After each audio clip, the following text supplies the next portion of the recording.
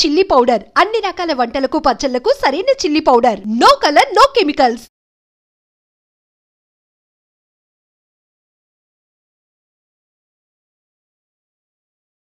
Hello and welcome to this very very special interview.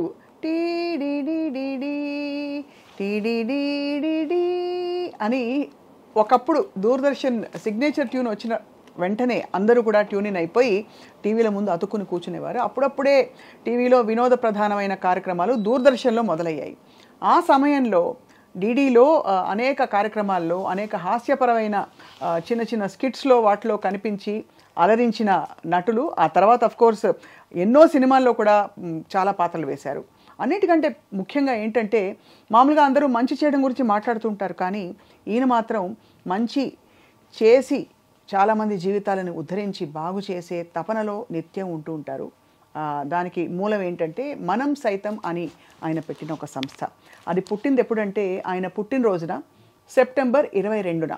So September 22 birthday celebrate చేసుకోబోతున్న నటులు, దర్శకులు, రచయిత, all in all Kadambari Kiran గారితో ఇవాల్టి ప్రత్యేక ఇంటర్వ్యూ. సార్, మీకు స్వాగతం. Thank you very very much. చిన్నప్పటి నుంచి మిమ్మల్ని చూసి అలవాటైంది, కానీ మీరు అలాగే ఉన్నారు అప్పటి నుంచి ఇప్పటిదాకా. కొంచెం హెయిర్ స్టైల్ మారింది తప్ప మిగతా అంతా. అవునమ్మా, కానీ మారాలి మనిషి వయసుని బట్టి, అనుభవాలను బట్టి. ఎక్కడ నాకైతే అలాంటివి అనిపించట్లేదు. ఆ sport shoe, jeans, white shirt, full జింగ్ బ్యాంగ్గా వచ్చారు మీరైతే సార్. ఇది జనరల్గా ఇదే డ్రెస్ ఉంటుంది, వైట్ షర్ట్ అండ్ బ్లూ జీన్సేనా. గత ఈ 11 సంవత్సరాలుగా 11 years అవుతుందమ్మా మనం సైతం పుట్టి. ఈ 11 yearsగా ఆ మార్పు. ఒక సార్, ఏదైనా మామూలుగా అంటే ఈ మనం సైతం ఎలా పుట్టింది తెలుసుకునే లోపు అసలు నటుడిగా మీ జీవితం ఎలా ఉంది? తృప్తినిచ్చిందా ఇంతవరకు?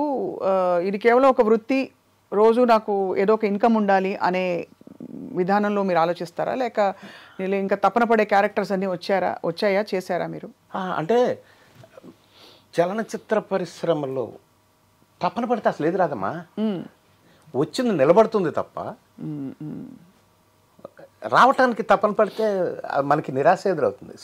ఎక్స్పెక్టేషన్ ఎప్పుడైతే ఉంటుందో నిరాశ కూడా దాని పక్కనే ఉంటుంది. సో నేను ఎక్స్పెక్ట్ చేయనేది వస్తే ఆనందపడతా, బాగా చేసినప్పుడు ఇంకా ఆనందపడతా. అది జనం దగ్గరికి చేరితే అద్భుతం కదా. బట్ దాని గురించే జీవితం, దాని గురించే తపన అనేది మాత్రం నాకు సెకండరీ. రైట్. అంటే నా లైఫ్ గురించి అని కాదు, లైఫ్ కష్టాలు ఎవరికైనా ఉంటాయి. మోడీ గారికి ఉంటాయి, చంద్రబాబుకి ఉంటాయి, రేవంత్ అన్నకుంటే ఎవరికైనా ఉంటాయి. బట్ ఆ ప్రెషర్స్ వేరు, ఆ కష్టాలు వేరు. దాని నుంచి బయటపడటానికి అది వేరు. అది బట్ దానికి ప్రొఫెషన్కి సంబంధం లేదు. ప్రొఫెషన్ ఒక సంతృప్తికరమైనటువంటి ఒక ఫేజ్. అందులో సాటిస్ఫాక్షన్ పొందాలి, అది ధర్మం. అవును. బట్ మనకి సంతృప్తి ఏమిస్తుంది అనేది పాటించినప్పుడు అది ఆ జీవితం వేరు. అవును, కరెక్ట్. నేను అందుకనే మనం సైతంలో ఉన్నా. అందులో ఉన్న సంతృప్తి నాకు ఎందులో రాదు. నేను ఎక్స్పెక్ట్ కూడా చేయను. రోజు మనం సైతంతో మీకు ఏదో ఒక కనెక్షన్ ఉంటుందా సార్? అంటే కార్యక్రమాలు ఉంటాయమ్మా, ఏదో ఒకటి. అంటే ధనమూలం ఇదం జగత్ కదా. అంచేత ధనం తక్కువైనప్పుడు అప్లికేషన్స్ ఎన్ని ఉన్నా కానీ నేను కొంచెం సైలెన్స్ మెయింటైన్ చేయవలసి ఉంటుంది. అప్పుడు వాళ్ళు అనుకోవచ్చు, ఏంటి కాదంబరి ఫోన్ తీయట్లేదు, లేకపోతే అటెండ్ అవ్వట్లేదు, లేకపోతే ఆన్సర్ ఇవ్వట్లేదని. వాళ్ళకి చిరాకు, కోపం కూడా రావచ్చు, అసహ్యం కూడా రావచ్చు నా మీద. కానీ నాకు ఒక్క ఫోన్ కాల్ అటెండ్ చేయలేకపోతే, ఎవరికైనా హెల్ప్ అవసరమై ఫోన్ చేసినప్పుడు నేను పడే బాధ అంతే, నాకు నిజంగా చాలా కష్టం. సో ఎప్పుడైతే ఫండ్స్ తక్కువ ఉంటాయో ఆన్సర్ ఇవ్వలేము. ఇప్పుడు ఏదైనా ఒక హాస్పిటల్లో ఒక పని ఉందంటే వీలైతే హాస్పిటల్ దగ్గరికి వెళ్ళిపోతాం. పేషెంట్ని గవర్నమెంట్ హాస్పిటల్కి షిఫ్ట్ చేయగలిగితే గవర్నమెంట్ దగ్గరికి వెళ్ళిపోతాం, లేకపోతే అధికారుల దగ్గరికి వెళ్తాం. అలాగ అన్నీ చేయగలుగుతాం. బట్ మనమే అన్నీ చేయాలా అనే ప్లేస్ వచ్చినప్పుడు డబ్బు ప్రధానంగా ఉంటుంది కాబట్టి తప్పకుండా. అయ్యో, ఈ రోజుల్లో అందులో అసలు ఇలా ఎగిరిపోతాయి డబ్బులు, ఎన్నున్నా సరిపో. మనం సైతం కూడా నాకు ఇచ్చేవాళ్ళ దగ్గర కంటే పుచ్చుకునే వాళ్ళ దగ్గరికి ఎక్కువగా వెళ్తుంది. ఇచ్చేవాళ్ళ దగ్గరికి కొంచెం స్లోగా వెళ్తుంది. వాళ్ళు కూడా కొంచెం చూద్దాం. ఈ సంస్థ పుట్టాలంటే సార్ ఏదో ఒకటి జరుగుంటుంది మీ కళ్ళ ముందో, లేకపోతే మీరు చూసిన సంఘటనలు కావచ్చు మిమ్మల్ని ప్రభావితం చేసి. అవునమ్మా, మనం సైతం అనే సంస్థని పెట్టాలనే ఒక ప్రేరేపణ మీకు వచ్చి ఉంటుంది. సో ఎలా సార్? మనం సైతం నేను పేదవాడినమ్మా, నాకు ఎటువంటి బలం లేదు. నేనంటూ ఇందాక మీరు చెప్పినట్టు టెలివిజన్ డే 1 నుంచి ఉన్న ఏకైక ప్రొఫెషనల్ యాక్టర్ టెక్నీషియన్ నేనే. I'm the very first professional in this Telugu television medium, అది గర్వంగా చెప్పగలను. కానీ మమ్మల్ని మేము డెవలప్ అప్పుడు టెలివిజన్ అనేది అంటే అవును మేమే డెవలప్ చేసుకుంటూ మమ్మల్ని మేము డెవలప్ చేసుకుంటూ తల్లితో పాటు పుట్టిన బిడ్డలం మేము. అంతే. అంటే మీకు అంటే అప్పుడు పద్ధతులు ఇది ఇలా ఉండాలి, స్పాన్సర్ ప్రోగ్రామ్స్ అంటే ఏంటో తెలియదు, కమిషన్ ప్రోగ్రామ్స్ తెలియదు, అవన్నీ తెలియదు. కెమెరా ఎంత పెద్దగా ఉండేది, రికార్డర్ ఎంత పెద్దగా ఉండేది, 4 మోసేవాళ్ళం. అదే కదా. అట్లా ఆ టేప్స్ అలా ఉండేవి. అయితే అందులో మమ్మల్ని మేము డెవలప్ చేసుకోవటంలో లేదా డెవలప్ చేసుకుందాం అనే ఆ ఆతృతలోనో ఆ పోరాటంలోనో ఆరాటంలోనో నిర్మాత అయ్యాం, దర్శకుడు అయ్యాం, రైటర్ అయ్యాం, కొన్నిసార్లు కెమెరా కూడా ఆపరేట్ చేసాం, సౌండ్ రికార్డింగ్ ఆపరేట్ అంటే డబ్బింగ్ చేసాం, ప్రతి ఒక్కటి చేసుకుంటూ వెళ్తున్నాం. కానీ నిర్మాతగా అయినప్పటికీ వచ్చిన ప్రతి కొత్త ఛానల్లో నేను ప్రోగ్రామ్ చేశాను, సీరియల్ చేశాను ఓన్గా. 99% ఛానల్స్ నాకు డబ్బులు ఎగ్గొట్టాయి. అవన్నీ కలిసి ఒకనొక రోజున కూర్చొని చూస్తే ఆ రోజుకి 98 లక్షల రూపాయలు ఉన్నాయి నాకు రావాల్సిన రెమ్యునరేషన్స్. 98 lakhs అంటే నేను ఎంత కష్టపడ్డాను, నా ప్రీషియస్ లైఫ్ స్ట్రెంగ్త్. రావాల్సిన రెమ్యునరేషన్ అంటే ఏంటి సార్? నాకు వాళ్ళకి పనిచేసినప్పుడు నాకు రావాల్సిన రాలేదా? ఈ రోజుకి రాలే, ఇంకెప్పటికి రాదు. అది ఎందుకు అలా అయింది? అది ఎందుకు అలా అయిందంటే నేను వీడు పోరాటం చేయలేడు, చేసినా నన్ను గెలవలేడు, వాడు అర్భకుడు, వాడికి బలం లేదు అనుకుని ఉన్నప్పుడు అప్పుడు ఒకనొక రోజు కూర్చుంటే అంటే నేను కూడా సామాన్యమైన కామన్ మ్యాన్ కదా, నాకు బాధ్యతలు ఉంటాయి, నాకు డబ్బు అవసరాలు ఉంటాయి, బాధ్యతలు ఉంటాయి కదా, వాటి నుంచి పారిపోలేంగా. అవును కదా. చూసి ఒకరోజు కూర్చుంటే అన్నీ చేస్తే అన్ని ఛానల్స్ 98 lakhs. నో, ఇది కరెక్ట్ కాదు. ఈ రోజు నుంచి సొంతంగా ఓన్ ప్రొడక్షన్ అనేది చేయకూడదు. అంటే చేసినంతకాలం మిగిలిన అన్ని వ్యాపకాలకి దూరంగా వెళ్ళాలి. ఆర్టిస్ట్గా కావచ్చు, ఇంకా రైటర్గా కావచ్చు, డైరెక్టర్గా కావచ్చు. ప్రోగ్రామ్ చేసిన తర్వాత ఆ సీరియల్ అయిపోయిన తర్వాత డబ్బులకి కలెక్ట్ చేసుకోవడానికి మళ్ళీ కొన్ని ఏళ్ళు. సో లైఫ్ అంతా వెళ్ళిపోతుంది. నో, వద్దు అని ఒక రకమైన కసి ఉంటుంది కదా నాకు కూడా. మామూలు మనిషిని కదా, ఉప్పు కారం కసితోటి నా జీవితంలో ఎదురైన సంఘటనలు నన్ను ఇబ్బంది పెడతాయి. అంటే ఒళ్ళంతా రక్తం గాయాలు అయిపోయినప్పుడు దాంట్లోంచి కొంచెం కసి వచ్చి నేను చలనచిత్ర పరిశ్రమలో నేను ఒక వాచ్మ్యాన్ని. I'm observing each good and bad in this industry, watching. లోపలికి వెళ్ళలేకపోతున్నా, స్థిరంగా ఉండలేకపోతున్నా, బయటికి వెళ్ళలేను. తెలుగు చలనచిత్ర పరిశ్రమ వాచ్మ్యాన్ ఆత్మకథను ఒక రాయాలనుకో, ఒక 20 పేజీలు 25 పేజీలు రాశాక నాకే బాధ అనిపిస్తుంది. వాళ్ళంతా తర్వాత నాకు స్నేహితులు అయ్యారు, నాకు దగ్గర అవుతారు. నాకు ఒరే ఫ్రెండ్సే ఎక్కువ. నన్ను అన్నయ్య అనేవాళ్ళు, నేను ఒరే అనేవాళ్ళు చాలా ఉంది. ఎందుకంటే ఆ తరం అక్కడి నుంచి వేరే ఇది కదా. సో ఎందుకు ఏంటి ఇలాగ వీళ్ళ గురించి ఓపెన్ అవటం వల్ల నా కసి తీరొచ్చేమో, బట్ దానివల్ల ఉపయోగం ఏంటి? వాళ్ళ క్యారెక్టర్ వాళ్ళే చెప్పుకుంటారు ఫ్యూచర్లో ప్రజలకి, మనం ఎందుకు చెప్పటం అని అది పక్కన పెట్టి, మరి అట్లా నీకేంటి బలం ఏంటి? ఎస్, నా బలం నేను పెంచుకుంటూ వెళ్ళాలి, నా కుటుంబం నాకు అండగా ఉండాలి అని. నువ్వు పేదవాడు అవటం వల్ల కదా నీకు, పేదవాళ్ళకి సాయం చేయడం వల్ల నీ కుటుంబాన్ని పెంచుకో, ఆ పేదవాడు నీకు ఫ్యామిలీ అవుతాడు అన్న ఆలోచన మనం సైతం అన్న పేరు. ఇప్పుడు వాళ్ళకి నిజంగా ఒక పేదవాడికి అంత మంచి హెల్ప్ అందింది అని అతను చెప్పే నాకు కృతజ్ఞత ఏదైతే ఒక లుక్లో ఉంటుందో, ఒక కంటి చూపులో ఉంటుందో, అది చూసిన రోజున ఎంత ప్రశాంతంగా ఉంటుందో తెలుసా నాకు. నేను చేసిన హెల్ప్ చిన్నదే కావచ్చు, అసలు నా స్టేట్మెంటే చేతనైన సాయం కోసం ఎప్పుడైనా ఎక్కడైనా మనం సైతం ఎవరికైనా చాలా అప్పుడు నాకు ఎస్, ఇది కదా జీవితం, ఇది కదా నా లైఫ్, ఇది కదా నేను తృప్తిగా ఉన్నటువంటి ఇది కదా. అంతకుముందు ఉలిక్కిపడి మిడ్ నైట్ గప్పుకుని లేచి గుండె పట్టుకొని ఒకానొక సందర్భంలో నా స్నేహితులు చనిపోయిన వాళ్ళు ఉన్నారు, అలా అచ్యుత్ లాంటి వాళ్ళు. ఏంటి ఈ దారుణం సార్ అచ్యుత్ గారు పోవడం అసలు. అలాగ నేను కూడా అనుకునేవాడిని. ఎస్, ఆ తర్వాత నాకు ఎప్పుడు అలాంటి ఇబ్బంది లేదు, ప్రశాంతంగా. కానీ సార్ ఈ 98 లక్షలు కాదు, ఇంకా నాకు అర్థం కావట్లేదు. 98 లక్షలు ఒకళ్ళు మీకు ఇవ్వలేదా, పలువురు ఇవ్వలేదా? పలువురు అంటే ఏమంటారు వెళ్ళినప్పుడు, ఇదిగో ఇస్తాం అదిగో ఇస్తాం అనుకుంటారా? ఇప్పుడు ఒక ప్రోగ్రామ్ మీరు చేస్తున్నారు అనుకోండి, అవును, ప్రొడక్షన్ ఖర్చు అవుతుంది కదా. ముందు మనమే ప్రొడ్యూసరే పెట్టాలిగా. పెట్టిన తర్వాత వాళ్ళు ఛానల్కి ఎలా ఉంటుందంటే, నీ ప్రోగ్రామ్ రేటింగ్ రావటం లేదు అనేది ప్రధానమైన ఒక సాకు. మంచి చాకు అది. రేటింగ్ రావటం లేదు, నెక్స్ట్ వీక్ నుంచి తీసేస్తున్నాం అంటారు. గప్పుకుని కాళ్ళ వెళ్ళ పడతాం, ఇంకా 1 వీక్ ఉంచుతాం అంటారు.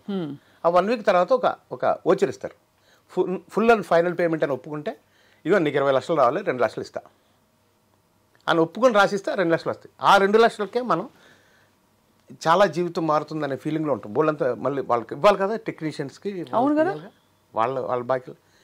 అలాగా అందులో నా రెమ్యునరేషన్స్ ఉంటాయి, నా లాభాలు ఉంటాయి. సో అలాంటివన్నీ కలుపుకుంటే. సో అలా మీరు ఒక పీరియడ్ ఆఫ్ టైం ఇది. అవునమ్మా, అవును. అంటే పెద్ద పెద్ద ఛానల్ సంస్థలు ఎవరైనా, అంటే మీరు పేర్లు చెప్పట్లేదేమో. అదే ఎందుకు అవసరం అంటే చెప్పేచ్చు. అంటే కేబుల్ నెట్వర్క్ నుంచి శాటిలైట్ నెట్వర్క్ వరకు నేను ప్రోగ్రామ్ ఏదైతే సీరియల్ చేస్తున్నా, ఆ సీరియల్ అన్నింటిలో నాకు నష్టమే జరిగింది. అంటే ఎక్కువగా ఇవే ఉండేవి, ఈటీవీ, జీటీవీ, ఇవే కదా. ఈటీవీ ప్రోగ్రామ్ ఇప్పుడు మనం చేయలేదు. అదే మట్టి మనిషి ఒకటి చేస్తాం, అది ఫ్రెండ్స్ తోటి చేస్తాం, అది వేరే ప్రారంభం. కానీ వేరే ఛానల్స్ వాళ్ళే కొట్టేశారు. ఏ దశకంలో సార్ ఇది? 90 వరకు, 90 అంటే 89 ఆ టైం నుంచి 2000, 2003, 2005 ఆ టైం వరకు. ఎందుకంటే మనకి ఈ సీరియల్స్ అవి పుంజుకున్నదే 90s దశకంలో. అవును, ఆ టైంలో అయితే అంతే. అప్పటి నుంచి వచ్చాయి. ముందంతా మాకంతా టెలిఫిల్మ్స్, సింగిల్ ఎపిసోడ్లు అలాగే. సో చాలా ఇబ్బంది పడి ఉంటారు మీరైతే. చాలా చాలా చాలా చాలా. ఆస్తులు అమ్మేశారా?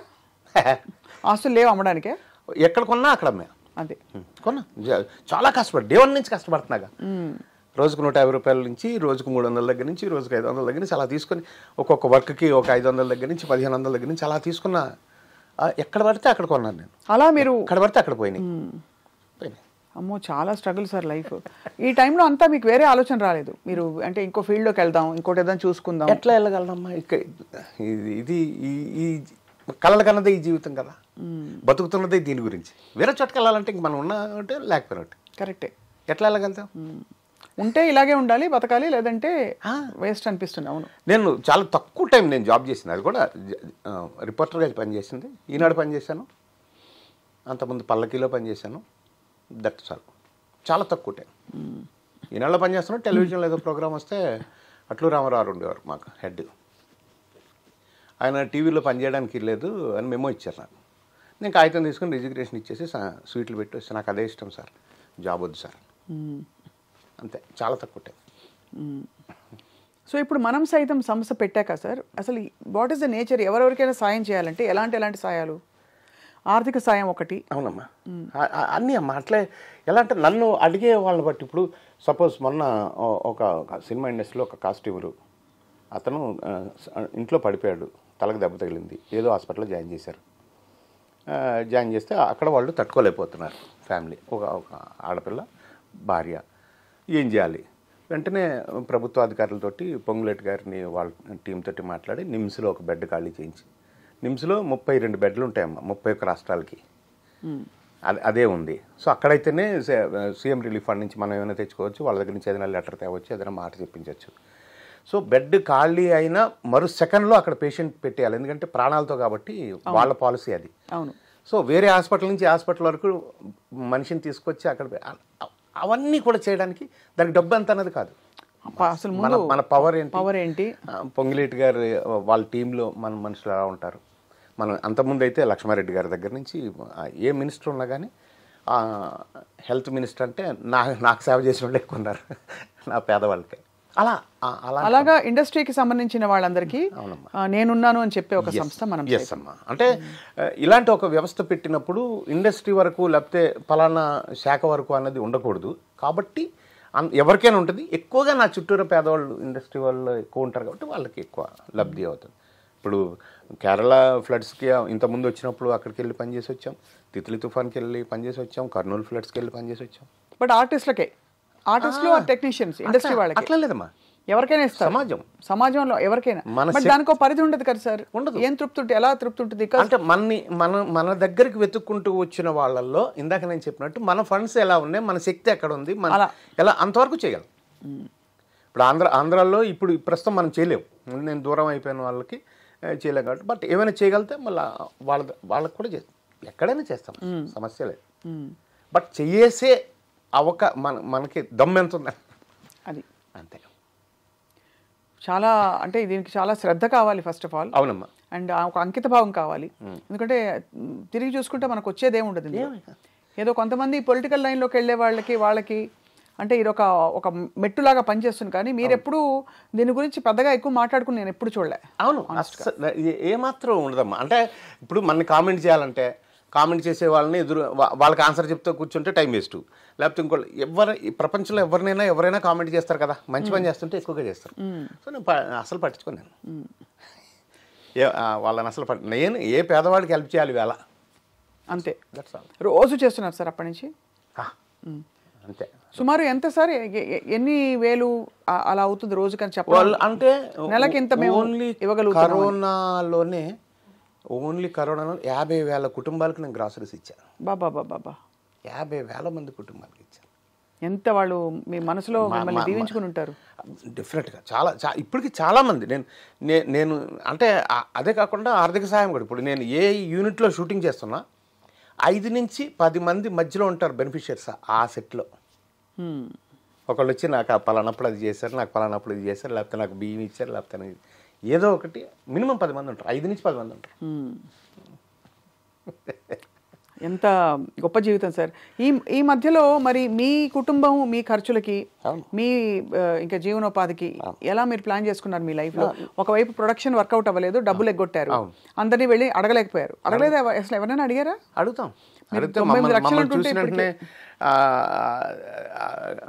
అక్కడ ఉండే టెలిఫోన్ కింద పాడేసే వాళ్ళు ఉంటారు, కళ్ళజొల్లి చేసే వాళ్ళు ఉంటారు. అలా కూడా అంటే మమ్మల్ని చూసినప్పుడు ఆ ఇరిటేషన్ నుంచి అరే సార్ కోపం మీద ఉన్నారని వెళ్ళిపోతాం అంతే.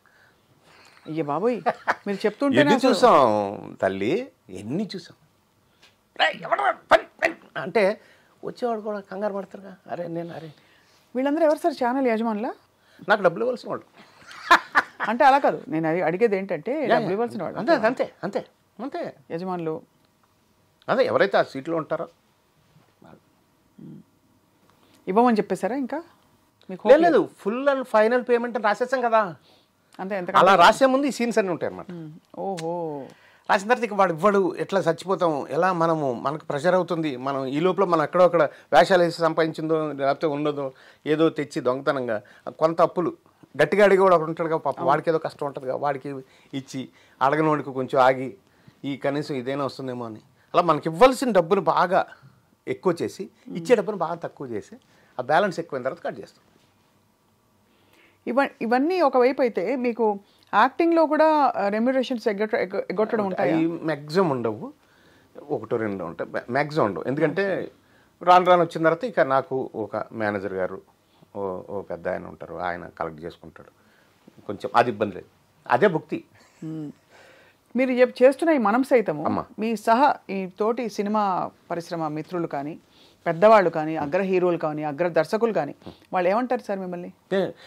చాలా చాలా మంచి బాగా సపోర్ట్ చేస్తారమ్మా. ఇప్పుడు వివి వినాయక్ గారు, కొరటాల శివ గారు, ఇలాంటి డైరెక్టర్సు, అనిల్ రావిపూడి, వక్కంత వంశీ, ఇలా రామ్ జోగేష్ శాస్త్రి గారు, ఇలాంటి వాళ్ళు పిలిచి నాకు నా అకౌంట్లో డబ్బులు వేసి, ఇక నీ అకౌంట్లో డబ్బులు వేసాను, నువ్వు ఇది పంచు, ఇలా చెయ్యి, ఇలా కష్టం చెయ్యి, నీకు చేరితే బాగా చేరుతుంది పేదవాడికి అని అలా.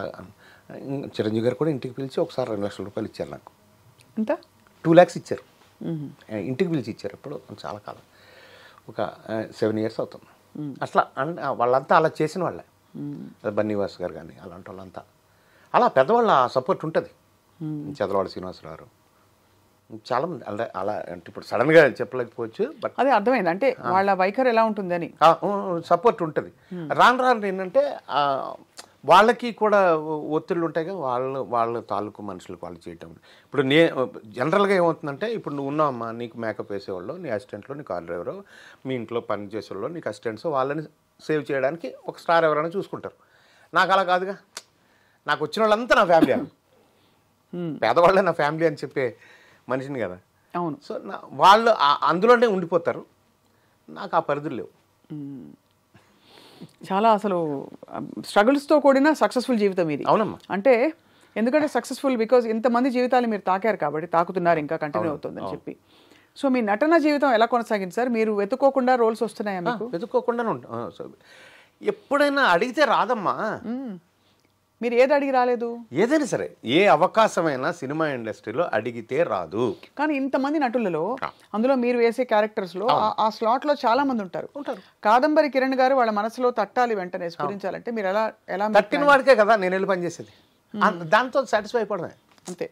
ఇప్పుడు నేను ఒక మంచి వేషం చేస్తాను అనుకోమా, అది ఆల్రెడీ ఇప్పుడు ఒక స్క్రిప్ట్ రాసే రైటరు, ఆ రైటర్ చుట్టూరా ఉండే టీము, ఒక అసిస్టెంట్ డైరెక్టర్స్ వాళ్ళందరూ టీము, ఒక మేనేజర్స్ వాళ్ళందరూ టీము, డైరెక్టర్ ప్రొడ్యూసర్ దగ్గర వీళ్ళందరూ ఉంటారుగా.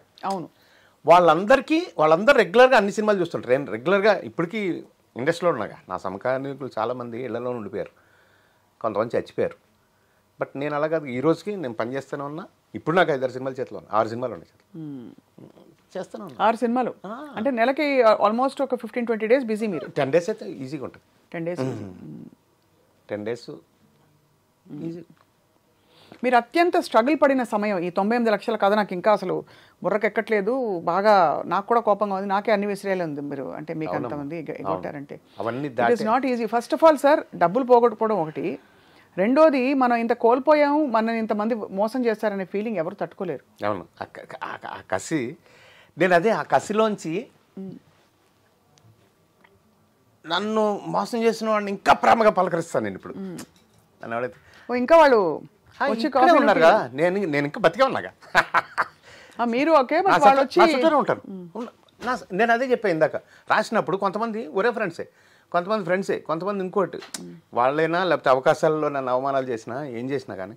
ఇప్పుడు నేను మధ్యలో ఒక మంచి ప్రోగ్రామ్ చేస్తా ఉన్నప్పుడు నాకు ఫిల్మ్ డైరెక్షన్ అవకాశం వచ్చింది. అది నేను ప్రమోషన్ అనుకున్నా.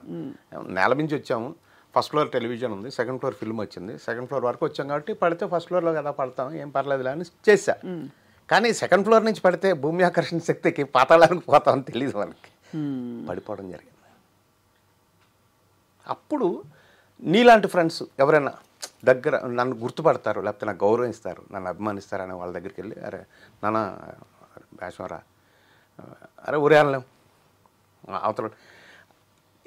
అలాంటప్పుడు ఏంటి ఈ ఫెండర్లో చూసి ఫోటోలు దిగటం డైరెక్షన్ అంటే, ఆ ట్రాలీ చుట్టూరు ఎలా ఉండదు, అదే డైరెక్షన్ అంటే అని ఎక్సెక్కాలు చేసిన వాళ్ళు కూడా ఉన్నారు.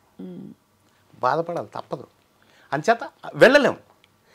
అందుకనే ఈ ఒరే అనే పదానికి ఇండస్ట్రీలో డార్లింగ్ అనే మాటను కనిపెట్టడం ఇన్ ద సెన్స్ వాడుకలో పెట్టింది నేను.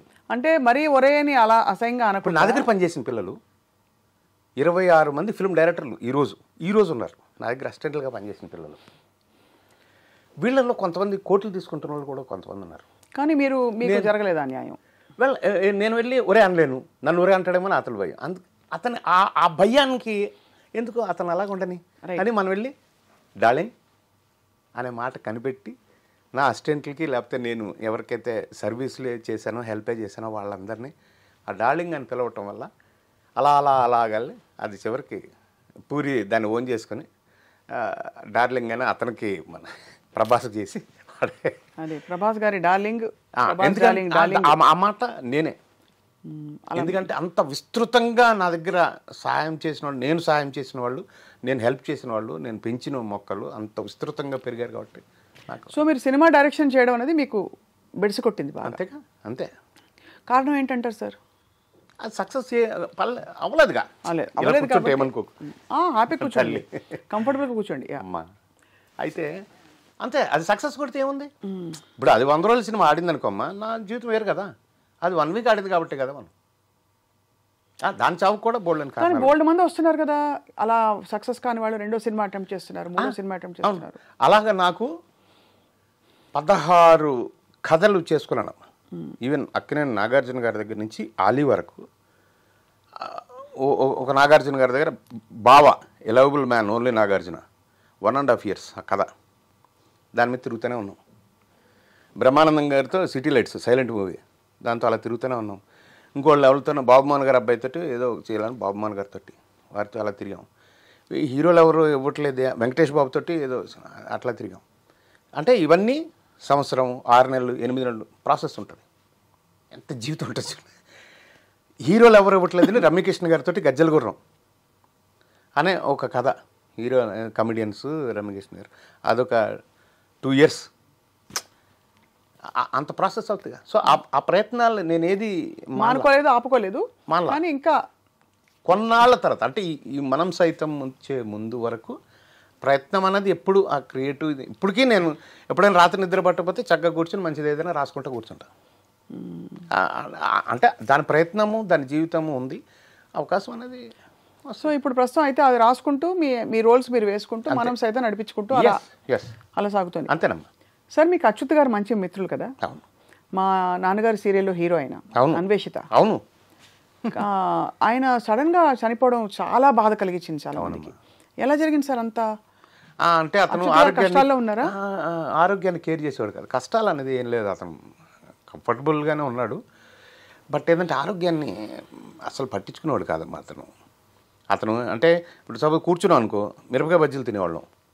4 ప్లేట్లు తెచ్చారనుకో, 2 ప్లేట్లు నా దగ్గర, 2 ప్లేట్లు వాడి దగ్గర ఉంటాయి కదా, నాకు ఒకటే పెట్టేవాడు. మేమిద్దరం మిరపకాయ బజ్జీలు తిన్నాం అనేవాడు. వెన్న, జీడిపప్పు, లేకపోతే ఇంకోటి స్వీట్లు, అది అంటే వాళ్ళకి అలా ఇష్టం.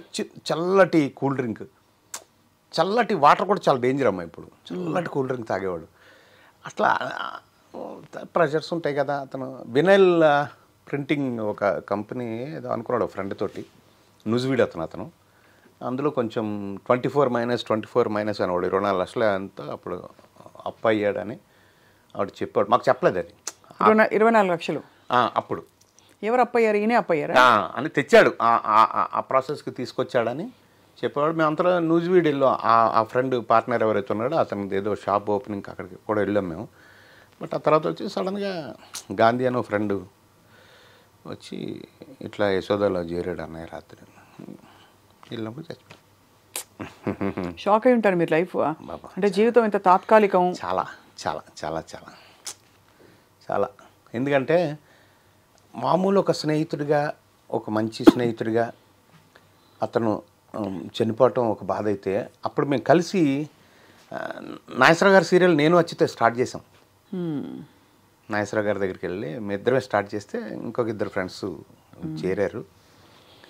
తర్వాత ఆ సీరియల్ ఎండింగ్ వచ్చినప్పటికి ఆర్థికంగా కూడా చాలా దెబ్బతినేసాం మేము. వీడు చచ్చిపోవటం, ఇతను, దాంతో చాలా అంటే అదొక ఫేజ్ అనమాట. రోడ్డు మీదకి వచ్చేసిన ఫేజ్లో అదొకటి. సినిమా ఫెయిల్యూర్ తర్వాత మట్టి మనిషి ఒకటి.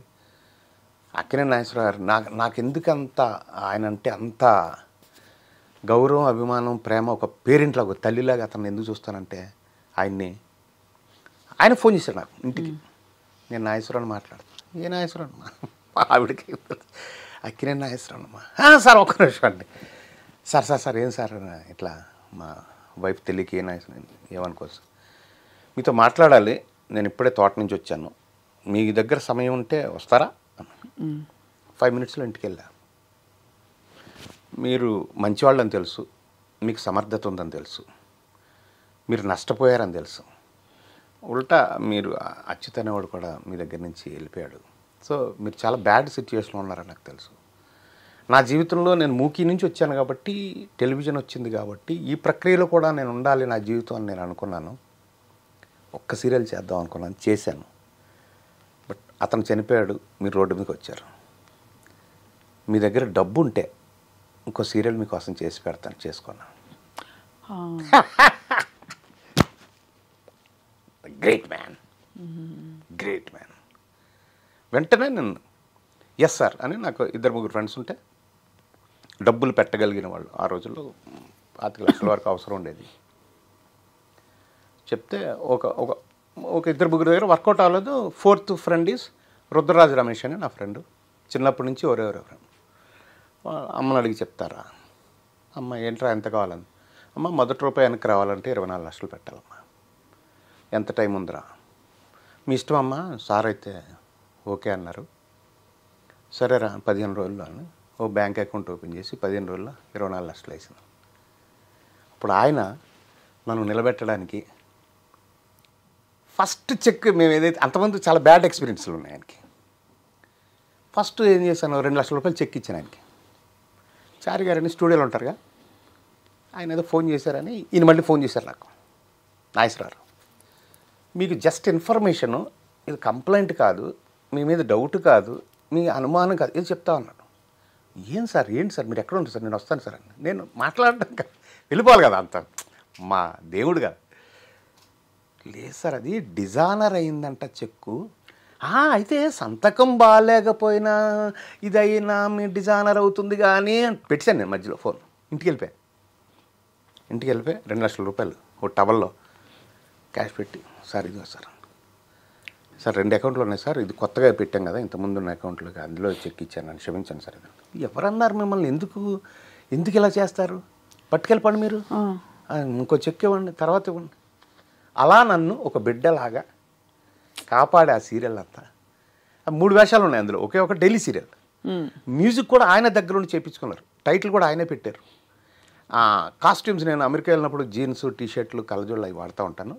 అవన్నీ అన్నీ డిస్ప్లే చేయించి వాళ్ళ కాస్ట్యూమర్ తోటి, మీ వేషానికి ఇందులో ఏం కావాలో నోట్ చేసుకోండి, తీసుకోండి అని. ఎంత గొప్పగా అంటే ఒక జర్కిన్ లాంటివి ఉన్నాయన్నమాట ఒక వేషానికి. లైఫ్ స్టైల్లో ఉంటాయి, ఇక్కడ వెళ్దాము అని నాతో షాపింగ్ వచ్చారు. ఆయన ఎందుకు వచ్చారంటే, ఆయన నాకంటే చిన్న సైజు, మా ఇద్దరు మధ్య సైజులో తీసుకుంటే ఆయనకి కొంచెం ఫిట్ ఉంటుంది, వేషం అయిపోయిన తర్వాత నేను వేసుకోవాలని ఆయన కోరిక. అది పాడేయద్దు, లేకపోతే కాస్ట్యూమ్స్లో పెట్టద్దు, నువ్వు వేసుకో నా వేషం అయిపోయిన తర్వాత అని నాతో షాపింగ్ వచ్చి ఇద్దరికి మధ్యలో సైజు ఉన్నది తీసుకొని. ఏమిటో ఆయనకు ఆ తపన ప్రేమ అంటే ఆయన దగ్గర ఒక్కటే ఏంటంటే ఓపెన్గా ఉండాలి మనిషి. మీరు ఇంత కల్మషం ఉన్నా కానీ ఆయన తెలిసిపోతుంది. మాస్క్ ఉందంటే మాత్రం ఆయన ఎంత దూరం నుంచి మనిషిని గుర్తుపెడతారు. సార్ నాకు ఇది సార్, నా మనసు ఇది సార్, ప్రతి ఒక్కటి ఆయనతో చెప్పేసుకుంటే అందులో స్వచ్ఛత మాత్రం ఉంటే ఆయన ప్రాణానికి ప్రాణంగా చూస్తుంటే.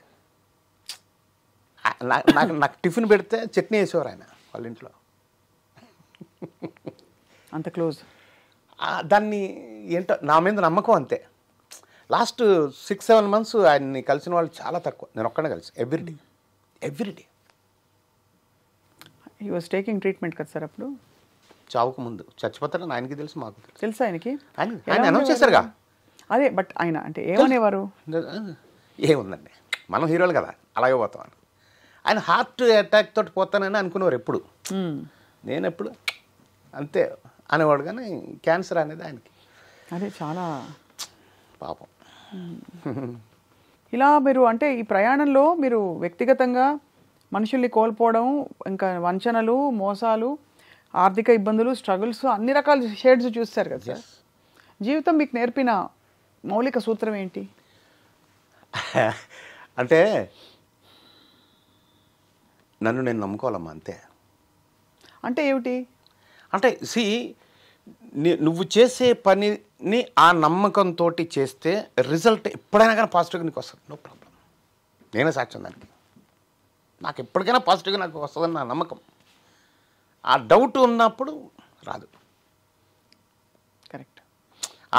నేను దాని మీద ఉంటా. చాలా మంచి మాట చెప్పారు. ఇప్పుడు అప్పటికి ఇప్పటికీ ఇండస్ట్రీ బాగా మారిపోయింది కదా సార్, సినిమా పరిశ్రమ. అంటే పరిసరాలు మారిపోయినాయి, పద్ధతి మారిపోయింది, బట్ రిలేషన్ అన్నది అలాగే ఉంటాయి. అవి ఇంకెవరెవరు సార్ మీ స్నేహితులు ఇండస్ట్రీలో?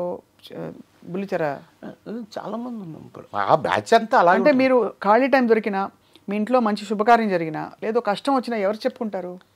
ఉన్నారు 5-6 మంది ఫ్రెండ్స్, మంచివాళ్ళు, ఇండస్ట్రీకి సంబంధించిన వాళ్ళు కాదు. ఉన్నా ఇండస్ట్రీలో.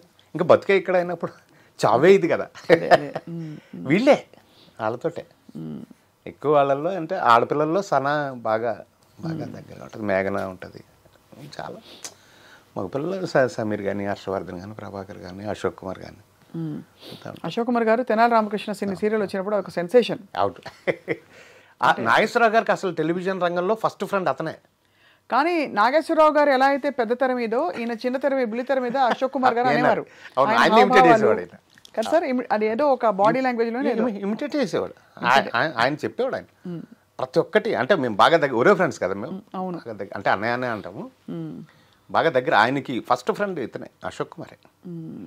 తర్వాత మేమంతా దగ్గర అయ్యాం. మేము ఎక్కువ నమ్మకం తెచ్చుకున్నాం ఆయన దగ్గర. అవును అవును. సో చిన్నప్పటి నుంచి సార్ మీరు పెరిగిందంతా ఏ ఊరు? ఇక్కడేనమ్మా. హైదరాబాదే. పుట్టింది కాకినాడ దగ్గర గురజనాపల్లి అని. తాతగారు వాళ్ళది రాజోల తాలూకా కేసినపల్లి. చదువు అంతా కూడా ఇక్కడేమ్మా. ఎలిమెంటరీ చిన్నతనం స్కూల్ అక్కడ. మిగిలినంత ఇక్కడ AV school, AV college, Bhadrika college, Ramachandra college, Hindi మహావిద్యాలయం. మీ కుటుంబం సార్? 4 అన్నదమ్ములమ్మ మేము. నేను లాస్ట్, ఒక సిస్టరు. అందరు ఇక్కడే ఉన్నారు. భార్య, 2 పిల్లలు. పిల్లలు ఈ రంగంలోకి వచ్చారా? అంటే సింగింగ్ ఉంది నీలా. పెద్ద పాప ఆటోమొబైల్ ఇంజనీర్, అమెరికాలో ఉంటుంది, డెట్రాయిట్.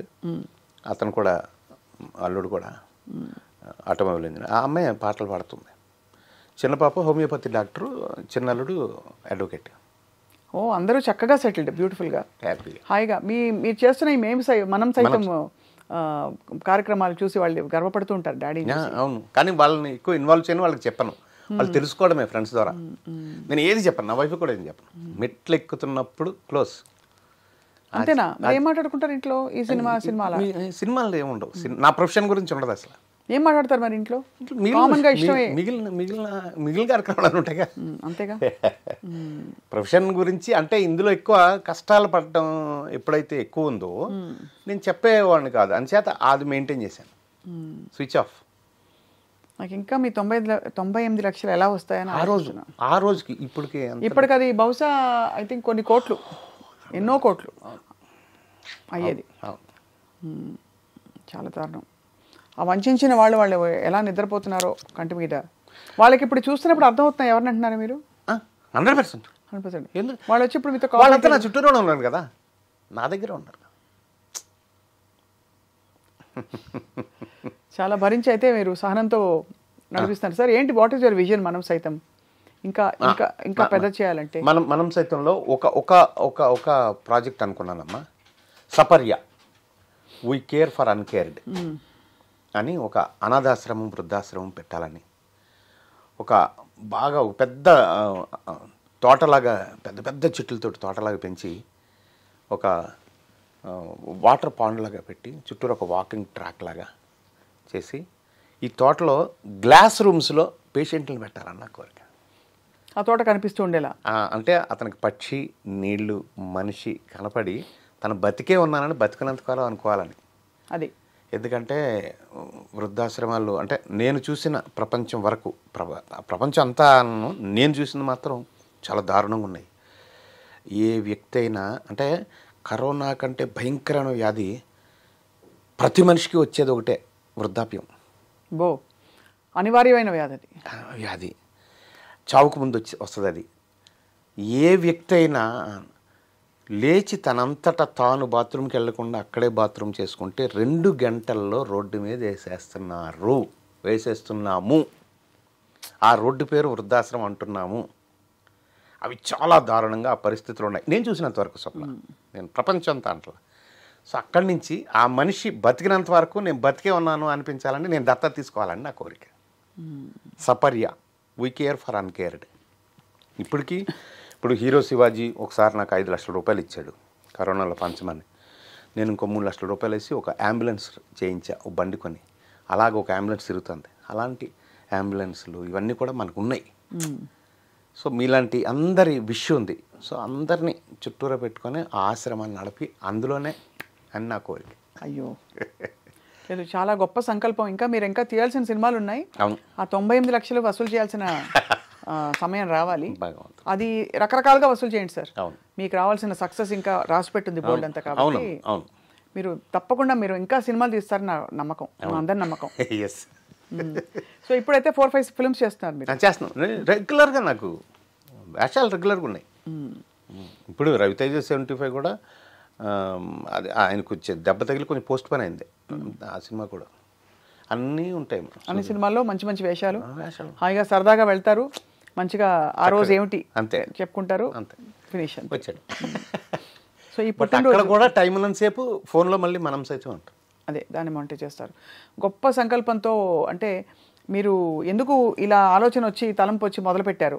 ఎందుకంటే ఇది ఒక మహాసముద్రం సేవ అనేది. అవును, ఎక్కడ ఎంత చేసినా ఏముందిలే అని అనిపించే అవకాశాలు ఉంటాయి. కానీ లేదు, అలా కాదు, చిన్న చేసినా మంచిది, వాళ్ళ జీవితాలకు మార్పు వస్తుంది అని నమ్మి మీరు కొనసాగిస్తున్నందుకు మీకు నమస్కారాలు. ఈ సెప్టెంబర్ 22 మీకు అద్భుతమైన పుట్టినరోజు. ఈ పుట్టినరోజు నుంచి ఇంకా మరొక మలుపు రావాలని మేము మనసారా ప్రార్థిస్తున్నాం కాదంబరి కిరణ్ గారు. తల్లి, నా పుట్టినరోజు కాదు, మనం సైతం పుట్టినరోజు. మనం సైతం పుట్టినరోజు. Okay, right. మీరు అంటే అదే రోజు మొదలెట్టారు కాబట్టి మీకు అదే కావాలనే, అదే అంటే నేను ఉన్నా లేకపోయినా చరిత్రలో మనం సైతం అయితే ఉంటుందనే ఉద్దేశంతో. తప్పకుండా సార్. మీరు ఐ థింక్ ఇది ఇంకా బాగా పెద్దగా మీ యాక్చువల్లీ పుట్టుక రహస్యం అంటారు కదా, అది మీరు తెలుసుకునే సేవా కార్యక్రమాలు మొదలుపెట్టారు. అది తప్పకుండా సేవ కాకుండా అది బాధ్యతగా మారుతుంది అందరికీ అని కోరుకుంటున్నాను సార్. అవును, థ్యాంక్ యూ అమ్మ, థ్యాంక్ యూ వెరీ మచ్. నువ్వు కూడా మంచి మనసుతోటి దీవించావు, నువ్వు మంచి అమ్మాయివి, ఆ బిడ్డ పెరగాలి మనం సైతం, అంతే, అదే కోరుకున్నాను. Thank you so much sir. నమస్కారం తల్లి.